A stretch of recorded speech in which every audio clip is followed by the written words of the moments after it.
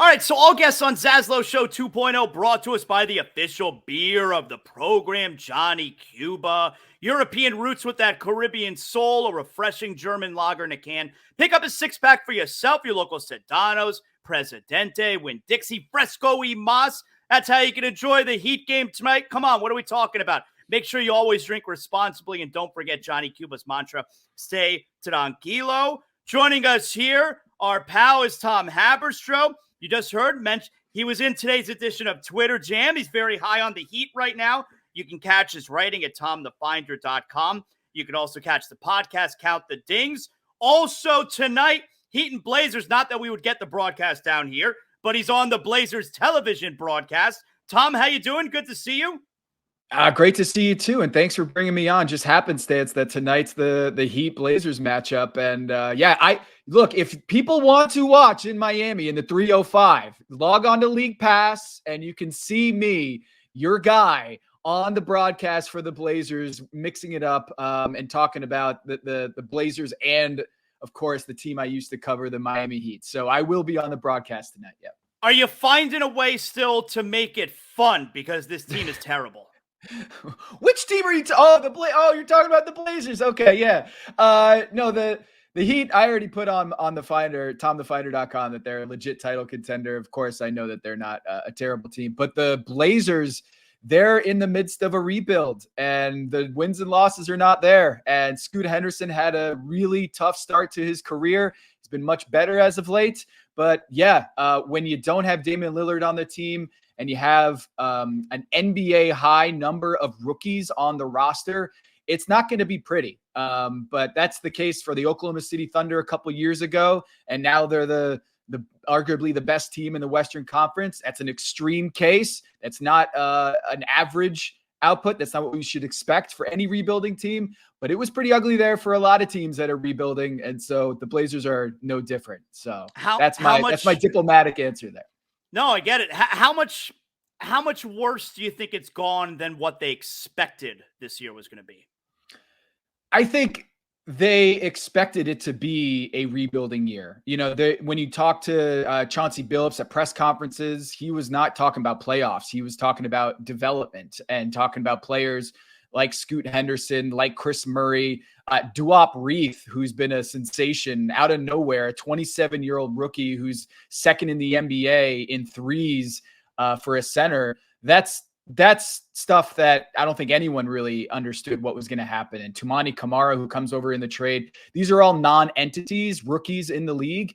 And so they didn't really know what exactly they had. Anthony Simons gets hurt early in the season. DeAndre Ayton's been battling injuries. Malcolm Brogdon. It's been tough to get everyone on the same page. So did they expect to be, fifth in the draft lottery right now in the standings? Maybe not, but I think they had a very clear indication that this was going to be a rebuilding year, retooling year for them.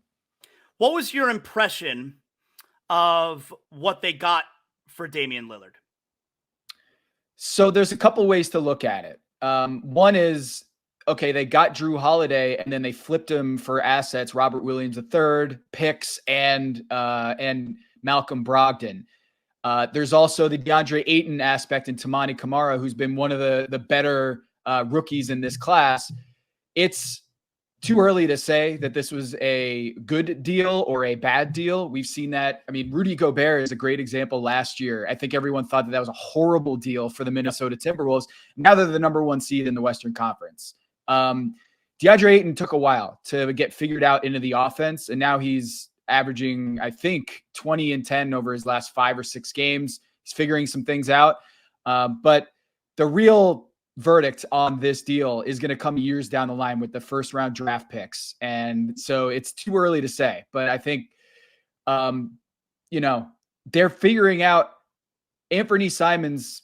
Is he a 25-point scorer lead guard in today's NBA? He's averaging 22 points a game now. That's part of the deal in trading away Damian Lillard, is figuring out what you have in Anthony Simons. And Malcolm Brogdon has been battling injuries. He's battling an elbow tendonitis right now. So I don't think that Heat fans are looking at this Blazers season and feeling like, man, we were, swindled in that deal, or they got the better end of that deal, or I'm glad that I think everyone's feeling pretty good. You talk to Blazers fans, you talk to their front office and they feel good about things. I know that might be bizarre to hear as a Heat fan and looking at the standings, but given the long-term assets, I don't think it's right to assess whether this was a bust deal or a fair package for Damian Lillard. It's going to come down the line. In a vacuum, obviously the Heat fan, I would want Damian Lillard on the team. But I came to the conclusion at least a month ago, maybe even longer, that I think the Heat lucked out. If theoretically we would have had to give up Hero, Robinson, either Jaquez or Jovic, maybe both of them, and whatever draft picks we would have had to include, I'm not sure that deal would have been a good one for us. What do you think? I mean, I think Erik Spoelstra, the culture that he's built, I think they were confident that, like, if this deal doesn't work out and they don't get Damian Lillard, we'll be okay. And that's part of what I wrote about at TomTheFinder.com is, like, as long as Bam Adebayo, Jimmy Butler, and Erik Spoelstra are there, the Heat are going to be title contenders. That's how good each of those three individuals are at their jobs. And Jimmy Butler is someone that is an amplifier. Bam Adebayo is an amplifier for all the role players on the team. So much like they did last year where things turned on in the postseason, they're the 25th best offense in the league, the worst three-point shooting percentage in the league. But when things matter, Bam Adebayo and Jimmy Butler are able to amplify the Jovic's out there or the Haywood Highsmiths out there. And so when you don't get Damian Lillard, I think people were like, oh, what are the Heat going to do now? They swung and missed. You just watch what they did last year. And so Tyler Hero and the supporting cast that they have with Erik Spoelstra and the Jedi mind tricks that he does to get everybody on the same page, and rising tide floats all boats, how all the role players seem to get better as the year goes on in preparation for the playoffs. I'm not willing to say they should be happy they didn't get Damian Lillard. I would be willing to say the plan B was always a lot better than people perceived in the beginning. Like, it wasn't like Damian Lillard or bust. It was, this team is returning a core that went to the NBA Finals. Plan B is pretty darn good. What do you think Bam would be if he weren't drafted by the Heat? Oh, he'd probably be like, I don't know, like a Clint Capella type, where he's a solid NBA player, but not an all-star, perennial all-star like he is now. I think being drafted into a Pat Riley, Erik Spoelstra culture helps him reach his potential. And also, I think it's a lot to him. I mean, a testament to him, the work ethic, the understanding of being an unorthodox center, a guy who can be like in the mold of Draymond Green, where he is the best defender on the team and anchoring the back line of a defense, but also facilitating is something that I think a center position under Pat Riley hasn't been known for. And that's a testament to him reimagining what it is to be a center and being that distributor, that hub of the wheel offensively, I think is to be honest, I don't know if the Heat even envisioned that he was going to be this good. If you put a truth serum to Erik Spoelstra, does Spo say, yeah, I imagine him being an MVP caliber player. And that's what Jimmy Butler and Bam Adebayo together are. And I also think having him anchor a zone defense and being willing to do that and willing to kind of switch up those defensive strategies, that's not every big man wants to do that. Not every big man wants to be that player who's that flexible and that versatile in the defense. And I don't know.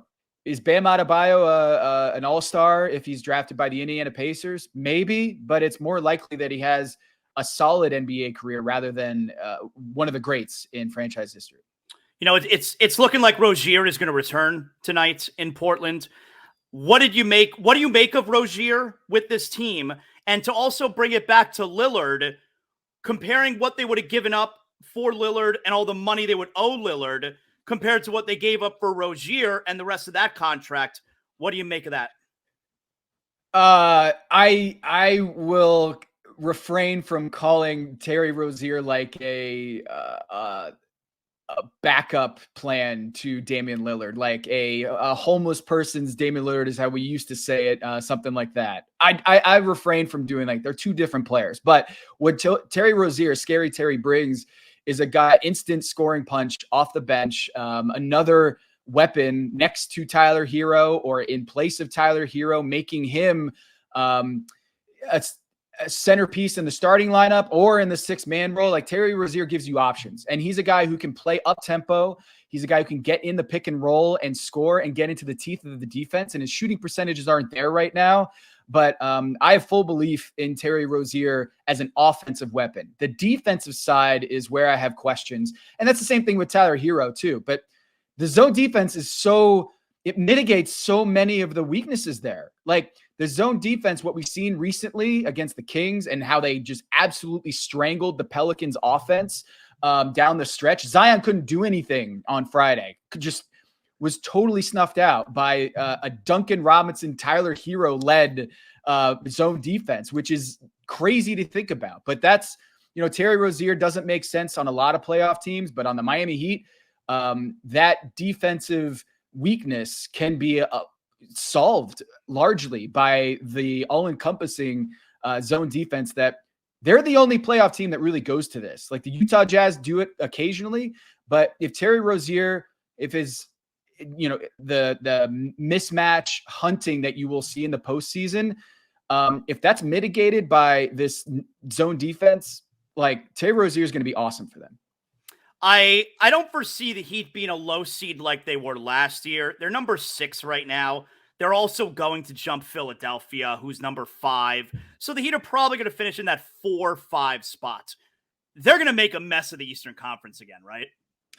Yeah, and so in my tiers, Zaz, so I do 5-star, 4-star, 3-star, 2-star, 1-star titled contenders. It's called Tom's Title Tiers. I do it every Monday morning on the site.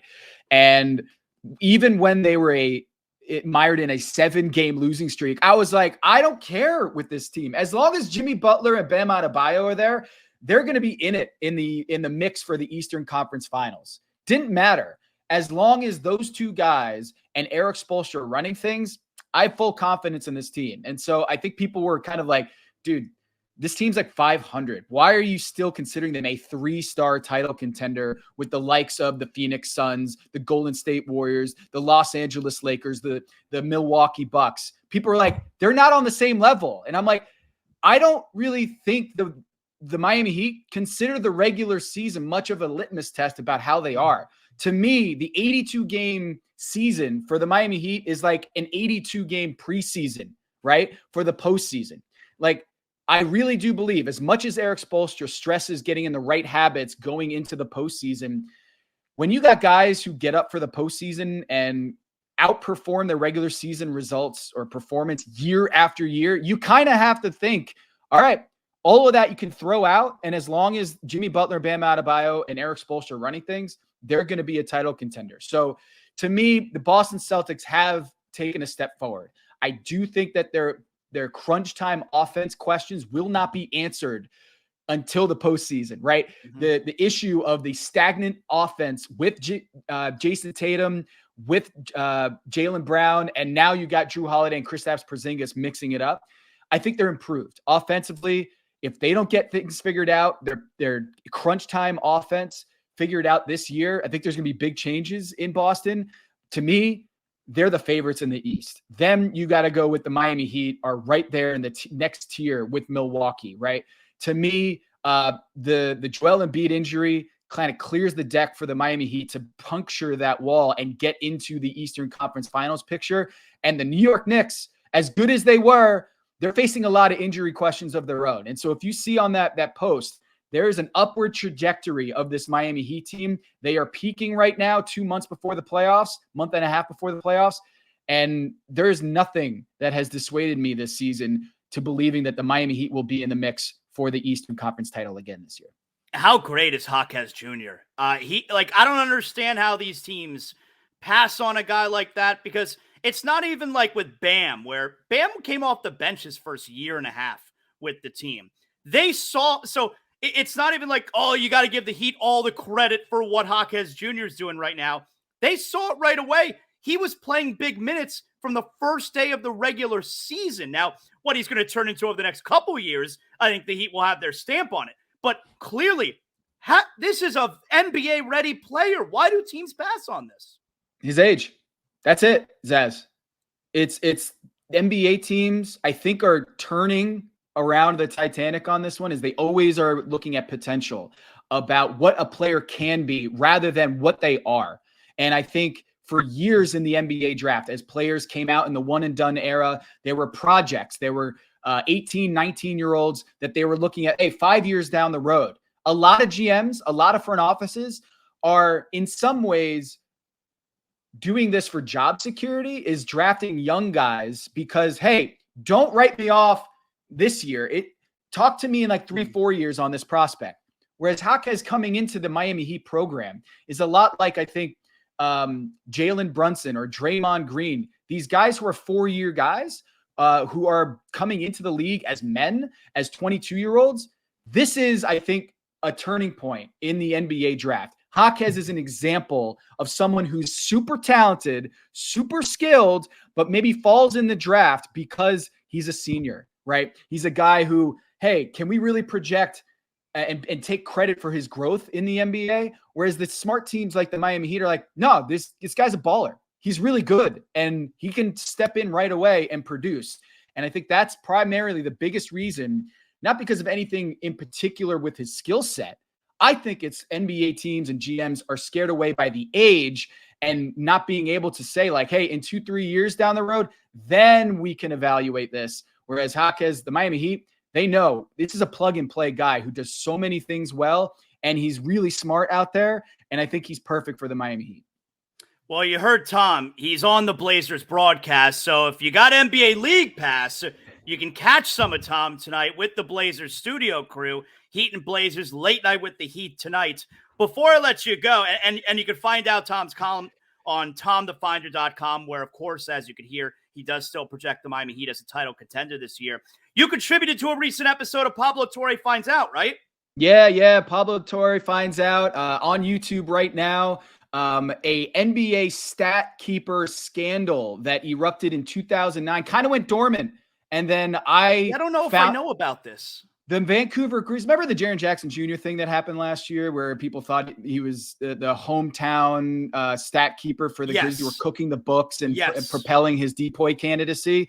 Turns out that was not real. Like, that was debunked pretty quickly. But in 2009, Deadspin ran a story about Alex from the Navy, a guy who admitted anonymously that he was a Grizzlies stat keeper in the late 90s. And he was absolutely told by the organization, and it was endemic among stat keepers around the league, to kind of juice the stats for your hometown guy. And so I actually found Alex from the Navy and talked to him, and we reveal who it is, and also whether he thinks right now there are Alex from the Navies or stat keepers that cook the books for their home team. And the answer, and also all the other teams, Miami Heat didn't really come up in this story, but all the other teams around that time in the late 90s, where the home road splits on their stats, blocks, steals, assists, are crazy. And it's not just the Vancouver Grizzlies. This is a story about the entire league. So go check that out. Pablo Torre Finds Out on YouTube, and I'll be tweeting about it and writing about it at tomthefinder.com. Well, and what would be an example? Would a guy not get his hand on a shot and they would still give him a block anyway?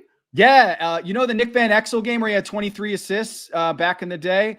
There were maybe 15 legit assists on that night, and then like 7 or 8 were just completely juiced. And we run a clip, and there are a couple clips that I watched where, like, Sharif Abdur-Rahim for that season, of his 38 games in his first 2 years in the league with the Grizzlies, Sharif Abdur-Rahim, 38 games where he had multiple blocks, 32 of them were at home. So 32 of his best block games, 32 of his 38 were at home.